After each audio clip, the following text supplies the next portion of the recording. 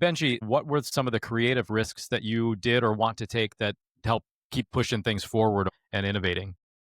I have a video about this on my current website. I think we went through 6 or 7 pivots in the time that this company existed. Some were small, some were large.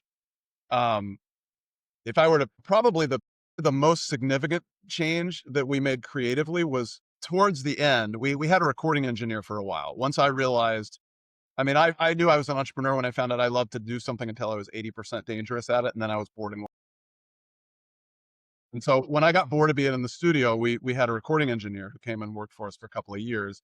And when Kyle got ready to move on and get a grown up job, essentially with better or with any health insurance, he moved on. And I just kind of looked at that and I went, this recording studio is like the wedding business is where it's at. That's where all our attention needs to stay focused. We don't want this to be a drain. And we pivoted it into a co-working space, which I don't know if anybody has done this or had done this at the time. So we went to this model where like people would literally join, like recording engineers. We had a mix of different kinds of clients, but people would join. We would ding their credit card every month and they had a key and they would come in and run their own sessions. So there was no staff.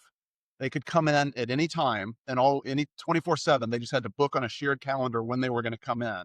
And we had a mix of like we figured out after a while that the rock and roll guys would come in Friday and Saturday and Sunday for these super long sessions.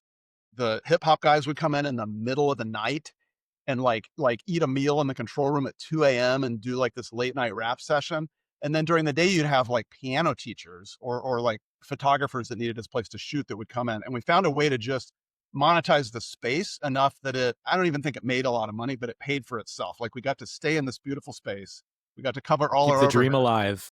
And most important, honestly, we got all of my attention, all of Anna's attention, and the other people that were working for us by this point focused on the wedding business, which was Yeah. the business we How needed to cool is work. that? I mean, that's definitely innovative. That's such a cool thing. What year was that, Benji?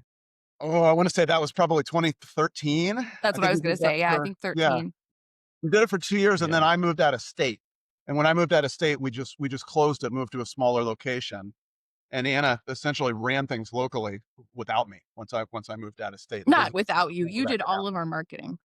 That's true. Yeah, I would say I tell people now I was a fractional CEO and a fractional CMO for my own business. Right on. Nobody was using that language then, but that's what I did.